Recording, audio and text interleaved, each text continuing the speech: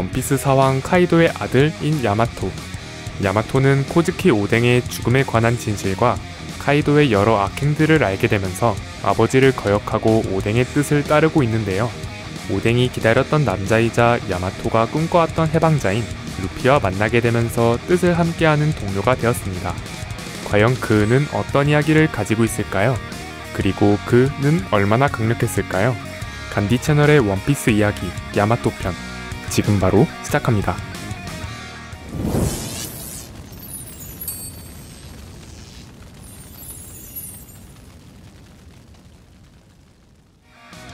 본명 야마토, 자칭 코즈키 오뎅, 가족 카이도, 능력 동물계 환수종 패기.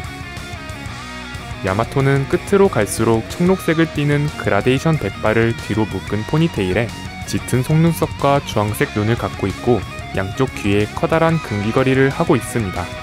카이도의 혈육인 만큼 머리 양옆에 뿔이 있으며 타케루라는 금세봉을 주력 무기로 사용합니다.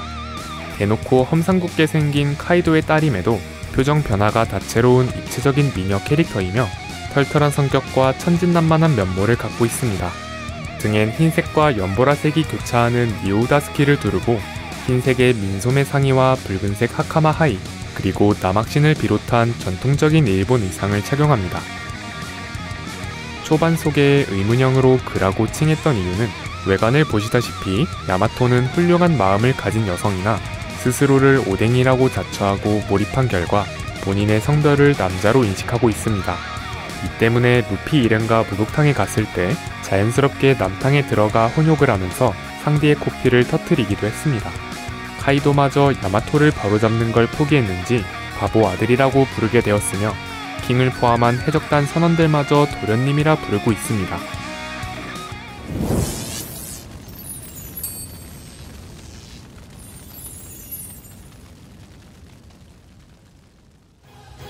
(20년) 전 꽃의 도읍에서 진행된 오뎅의 처형식 날, 야마토는 코즈키 모모노스케를 구하기 위해 쿠리까지 달려갑니다. 하지만 카이도가 모모노스케를 죽이려는 걸 막을 수 없었고 오뎅성 근처의 강가에서 오뎅의 항해 일지를 죽게 됩니다. 이때부터 야마토는 오뎅에게 심취하게 되면서 당시 정황상 몰살당했다고 여겨진 코즈키 가문과 아카자야 고남자를 대신해 자신이 대신 와노쿠니를 개국하기로 결심합니다. 그렇게 야마토가 오뎅임을 자처하며 반항하자 카이도는 머리를 좀 식히라며 야마토에게 해루석 수갑을 채우고 구금시킵니다. 하지만 그럼에도 야마토가 굴복하지 않자 카이도는 3인의 대거모가 수감되어 있는 앙굴에 던져두고 떠납니다. 야마토는 카이도의 자식이기 때문에 카이도에게 원한이 있는 3인방이 자신을 죽일까봐 두려워했는데 검사들은 오히려 야마토에게 식사를 권하고 수갑의 사슬까지 끊어졌을 뿐더러 어려운 글자가 많았던 오뎅의 항해 일지를 대신 읽어주며 야마토의 꿈을 키워줍니다. 하지만 검사들은 카이도가 진심으로 딸이 어떻게 되든 신경 쓰지 않는다는 것에 대해 착잡해하던 와중 야마토가 20년 뒤에 와노쿠니와 함께 싸울 것이며 바다로 나가 강해지겠다고 말합니다. 검사들은 아무래도 20년은 좀 기다리기 힘들고 그 대신 야마토를 여기서 죽게 두지 않음으로써 미래의 싸움에 참전토록 하겠다고 답합니다. 이후 이들은 입구를 막은 거대한 바위를 파괴하고 일부러 주의를 끌어 야마토를 탈출시킵니다. 하지만 야마토의 손목에 채워진 수갑은 오니가시마를 벗어나면 폭발하기 때문에 무려 20년이나 오니가시마 밖으로 나가지 못했습니다. 그렇게 섬 내에서 도망자 생활을 하던 중 야마토는 배가 고파서 감처럼 생긴 과일을 먹게 됩니다. 그 열매는 카이도가 손에 넣었던 악마의 열매였고 이후 야마토는 아버지에게 수도 없이 도전했습니다. 암만 카이도가 야마토를 죽게 내버려 둘지언정 직접 두들겨 패서 죽이려 하진 않았기 때문에 이 과정은 야마토에게 본의 아닌 수련이 되었습니다. 그러던 어느 날 스페이드 해적단의 선장이었던 에이스가 카이도를 쓰러뜨리겠다며 오니가시마에서 난동을 피우자 야마토는 오니가시마를 지키기 위해 에이스와 충돌합니다. 그러나 야마토는 에이스에게 모순을 지적받고 둘 다 아버지를 증오한다는 공통점을 발견하면서 이들은 싸움을 멈추고 친구가 됩니다.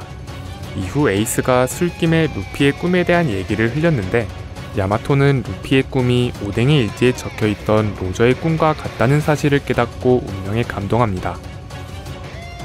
야마토는 에이스와 함께 바다로 나가고 싶었으나 섬을 벗어나면 폭발하는 수갑 때문에 불가능했기에 언젠가 데려가 줄 것을 에이스와 약속하고 재회를 기약합니다.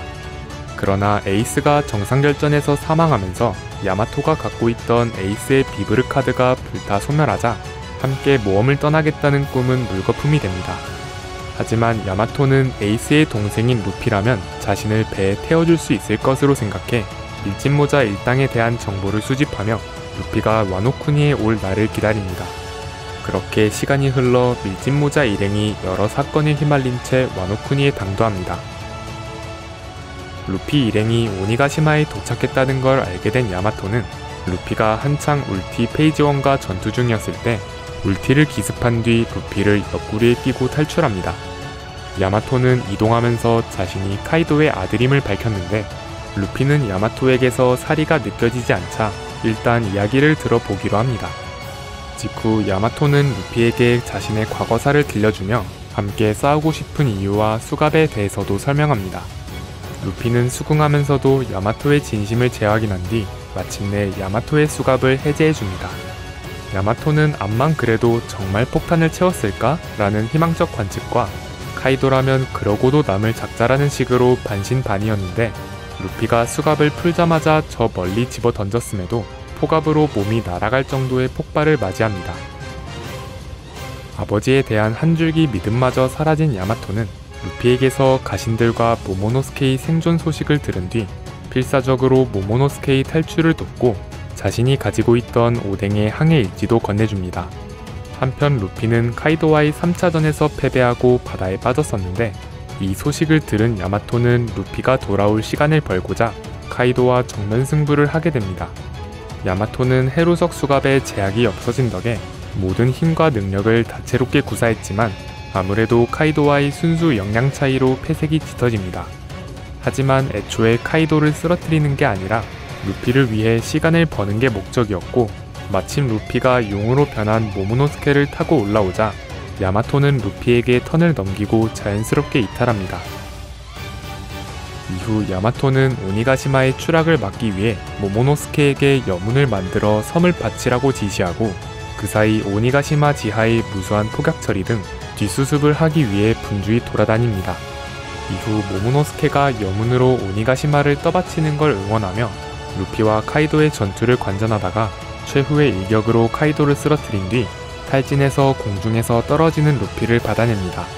카이도가 쓰러졌음에도 날뛰려는 백수 해적단 잔당에게 야마토가 엄중히 경고하면서 전쟁의 막을 내렸고 곧바로 밀짚모자 일당을 찾아가 동료가 될 것을 선언합니다. 그로부터 일주일 뒤 루피가 깨어나자 모두와 함께 축제와 연회를 즐기며 승리를 만끽합니다. 하지만 얼마 후 모모노스케 일행이 루피를 잡으러 온 해군 대장 루큐교와 충돌합니다. 모모노스케는 와노쿠니를 떠날 루피 일행과 자유의 몸이 된 야마토에게 더는 기대지 않고 자신들의 힘으로 와노쿠니를 지켜야 한다며 열세에 처했음에도 야마토에게 절대 나서지 말라고 합니다.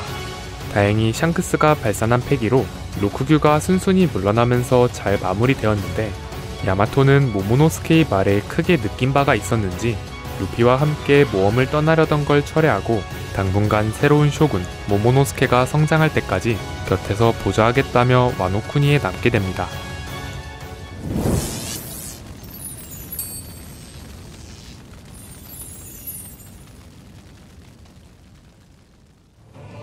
야마토는 사부에서 처음 등장했음에도 주연급 활약에다가 여러 전투에서 활약했습니다.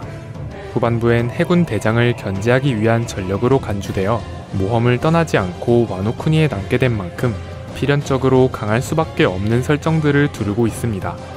우선 세계 최강의 생물이라는 사왕 카이도의 혈육인데다 동물계 환수종 열매를 복용한 각성 능력자입니다.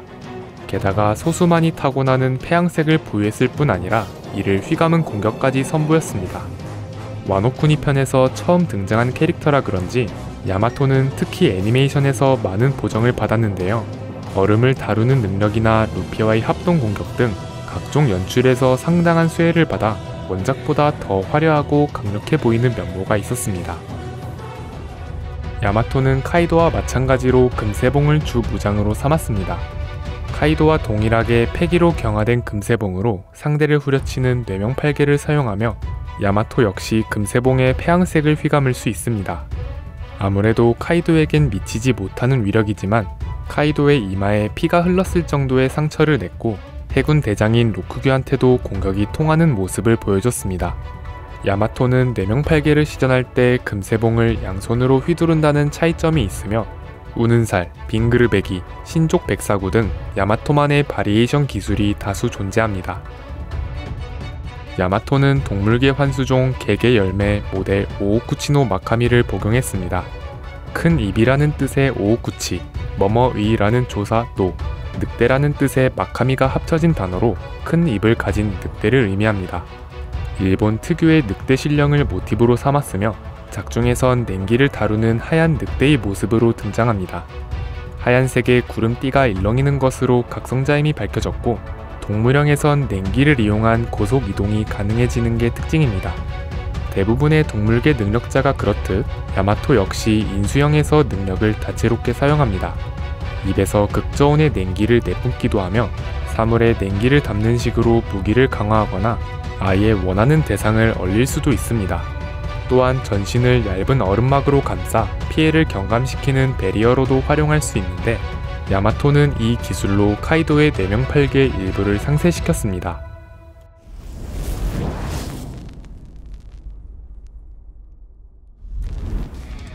와노쿠니 편의 주연 중 하나였던 야마토. 오래간만에 등장한 미형의 신규 여성 캐릭터인 만큼 각종 서드파티 제작사에게서 전례가 없는 전폭적인 푸시를 받았을 정도로 선풍적인 인기를 끌었던 게 인상적이었는데요. 아쉽게도 와노쿠니에 남게 되면서 한동안 보기 힘들어졌지만 과연 상황이 안정된다면 와노쿠니에서 벗어나 그토록 원하던 바다로 나갈 수 있을지 기대가 됩니다. 긴 영상 시청 감사드리고 저희는 간디 채널이었습니다. 감사합니다.